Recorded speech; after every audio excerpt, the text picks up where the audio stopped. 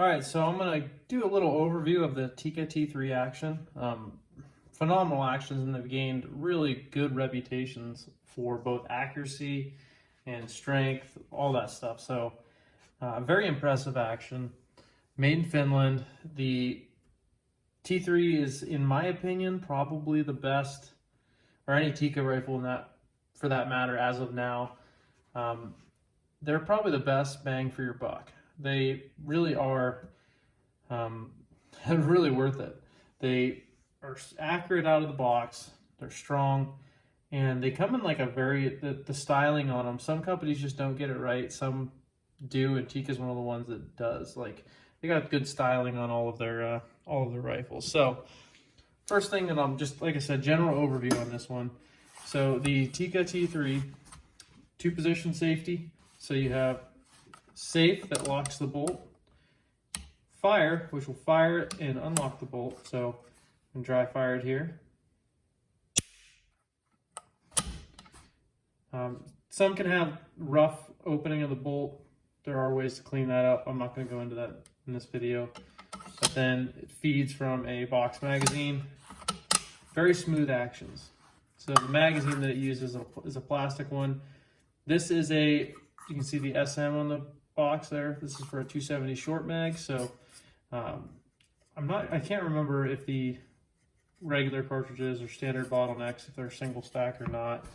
But so anyways, got a plastic trigger guard here, which in my opinion it's okay. I'd rather it be steel or aluminum, something metal. It's just me though, it's just personal, but I mean, this is as light as you can get, and if it's not causing any issues, then why change it, I guess. Trigger is adjustable. Haven't had any issues with these. I mean, I really don't see a lot of them that need to be adjusted better than they come. Like, a lot of people are happy with them when they buy them. So let's go into the bolt and everything. So take out the bolt. You're gonna hit the bolt stop. So this bolt stop here, you can see, get my punch to point for you.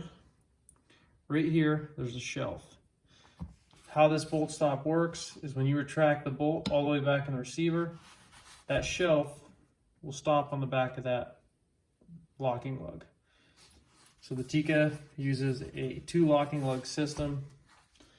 The locking lugs are machined into the bolt body, so it's a one piece. Makes a very rigid design, and I've said it before, but it's a very smooth design as well. You kind of have the tapered lugs, which definitely helps in making that smooth going in. So the chamber on this is just a kind of flat chamber. Doesn't have a cone breach like a Springfield or a Winchester. You have a recessed bolt face here, which kind of adds some of that strength in the base of the cartridge. Seiko style extractor, plunger ejector. The bolt shroud on this is plastic as well. Not a huge fan of that, and I actually have to replace this one because this one's chipped off. Right there you can see where when you hit the safety, that's what locks into the bolt and keeps it locked. And I'll show you here. So when you flick that up, you can see right there that pops up. But one of the other interesting things about this design is the recoil lug. As you can notice here, it looks like a pretty clean receiver, right? Just tubular style. It's octagon. Well, not quite octagon top, rounded on the bottom, but the recoil lug is separate from the receiver. The recoil lug actually remains in the stock. So let me pull this up here. This is one's a little bit older, from probably early 2000s, I would say, mid 2000s.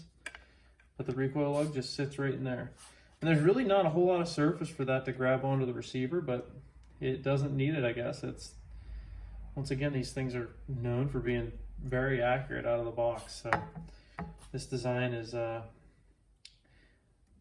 little atypical, I guess you would say, compared to your Winchesters, your Remington 700s, your Savage 110s, stuff like that. So I know there's other companies that are using this now. I can't remember which ones are, to be honest, but just thought I would show you that. Stock lines on these guns are beautiful. and they did a really good job for that. This one's actually a pretty nice piece of wood too. But so the other thing I guess with this receiver that I should mention is it has a rail built in for mounting scope, and also is drilled and tapped for it. So you have a lot of scope mounting options here, integral with the receiver. Sometimes it can be a little difficult to find the rings that clamp into this at the same time. I know Tally and Warren make really high quality ones, so if you're in the market for that, definitely check them out. Yeah, this is excellent rifles. If you have one, consider yourself lucky. If you're looking at getting one, do it. You will not be disappointed. If you guys have any questions or want to see anything else in particular with these rifles, just let me know in the comments. Thanks.